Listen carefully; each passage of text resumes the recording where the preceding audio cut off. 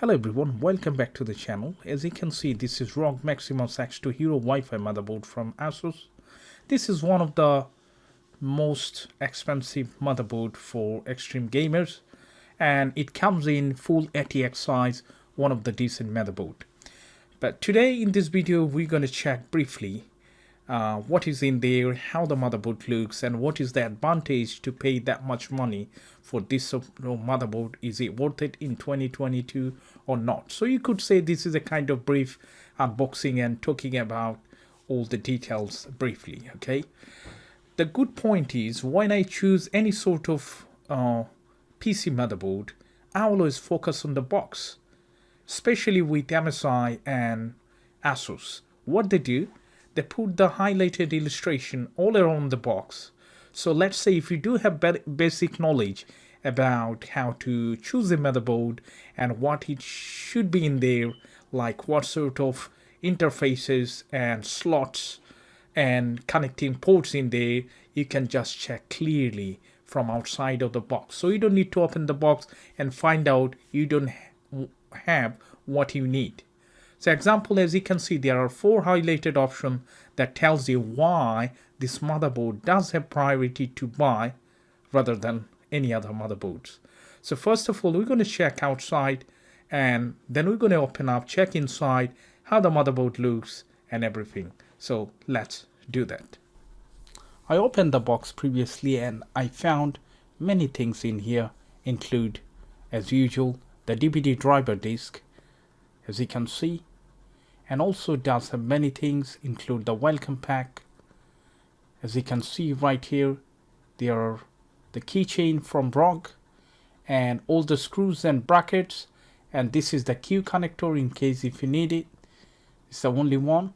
And also it does have the quick startup guide, Wi-Fi antenna for dual connector, and also SATA cable, 2 of them.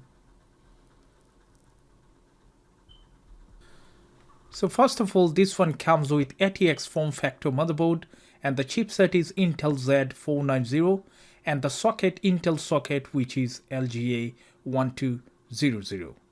Okay, if you buy X1, then it does have LGA 1151. By the way, this is X2, and as you can see, the decent heatsink is really impressive, quite improved, quite heavy metallic heatsink in there. And also I don't like the start button, and to check this one without putting into the ATX case. Okay, so without connecting it to the ATX case, you just connect the cable, press the start button just to check if the motherboard is okay or if there is any other fault. And as I said, this actual motherboard is in ATX format. It's quite heavy, so make sure if you are planning to buy this motherboard, you have to think about such a big full-size ATX case. Otherwise, if you put this one, then when you put the actual PCIe graphics card, it would take the whole space and you would end up with very poor space.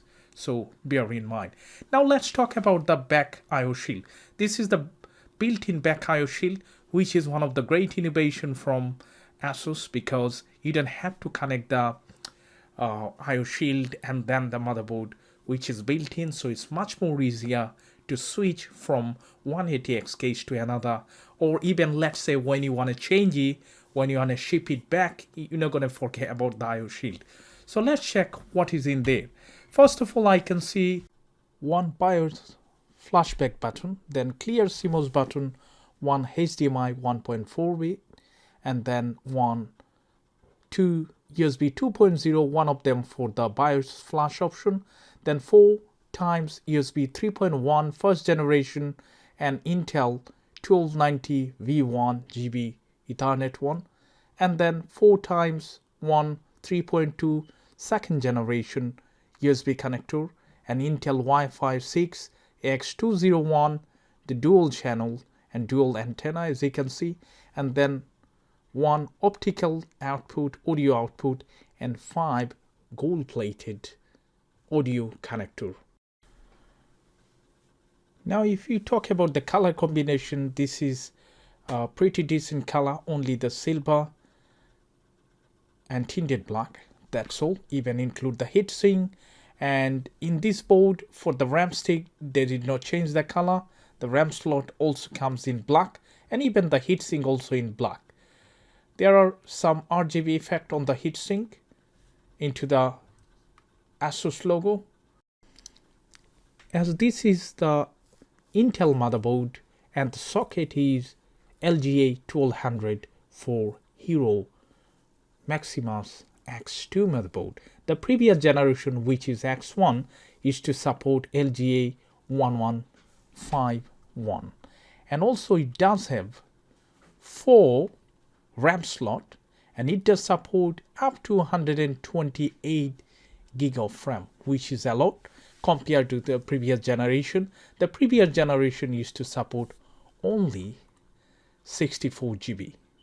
And also if we check the express port, we can see the PCIe Express X16 3 slots in here.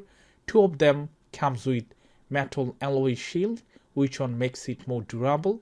Nowadays, you know, the actual graphics card is quite big and heavy, so you must need a strong connector. So I believe this is the one does fulfill the requirement, because 2 of them we can see this is comes with the metal shield, and rest of 1 of them only the standard plastic. And if you talk about the heatsink, include top of the VRAM and everything are quite decent, and also some of them comes with nice RGB. Especially most impressive part for this one is the M.2 heatsink. Now we're going to open up and I'm going to show you how thick it is. So compared to the market, this is pretty impressive, because 3 slots comes with all heatsinks. So when you buy any sort of SSD which is M.2 NVMe, make sure you buy without the heatsink, otherwise it would not fit in there, because as you can see this is pre-installed heatsink already in there. And also those heatsinks comes with the thermal pad. You can buy any size of M.2 SSD, include 2242, 2260 and 2280. As you can see, there are 3 knobs. You can connect any different size, and the thermal pad is quite long, so if you use the shortest one also would be supported at the same time. Now if you check on the side where you can see 6 SATA port, 6 GB per second and 1 ATX front panel connector.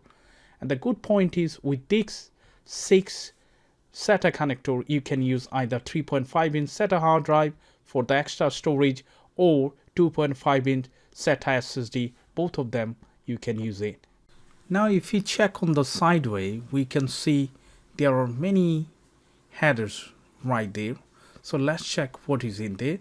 So first of all, I can see the front panel header, and then 4-pin RGB header, 3-pin addressable RGB header, retry button, then TPM header, USB Gen 2 header, and then temperature header, and 3 4-pin fan header.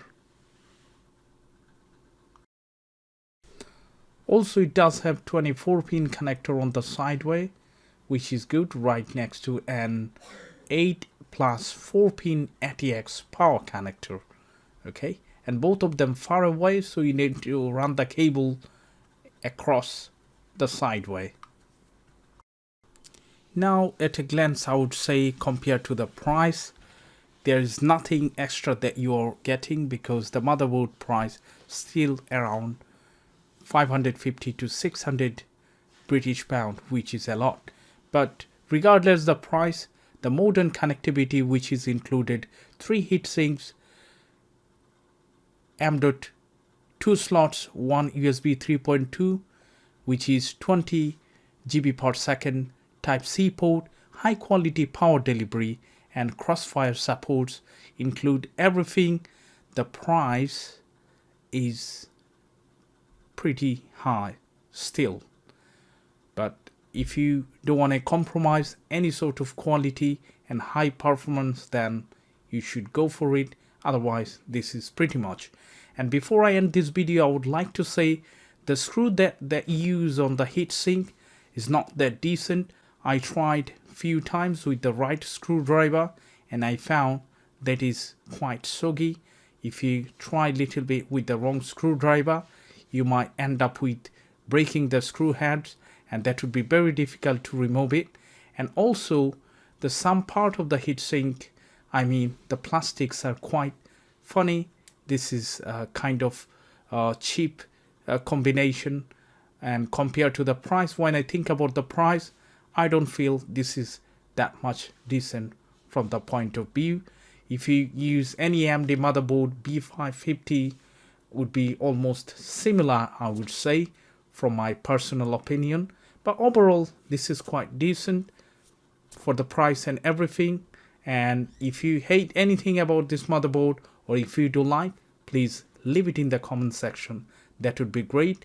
And thank you so much for your time, and I hope I'll see you in the next video. Thanks for watching, guys. Bye for now.